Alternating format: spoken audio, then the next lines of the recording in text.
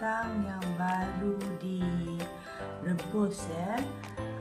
Ini daun ketumbar, ada garam, bawang putih, bawang merah dengan cili, serbuk cili sikit ya. Kita taruh ke dalam.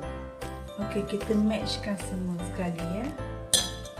Okey, kemudian kita taruh breadcrumb ya, serbuk roti.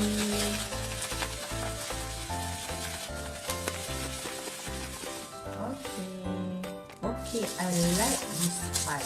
Jom kita main dia bulat-bulat. Sebab bulat-bulat itu dia. Tada, dah bulat. Jadi macam ni. Okey, kita rollkan dia dekat dalam serbuk roti.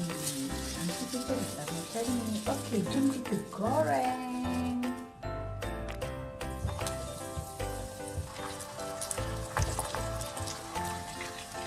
Okey, dah siap. Kita makan dengan sos cili adadi.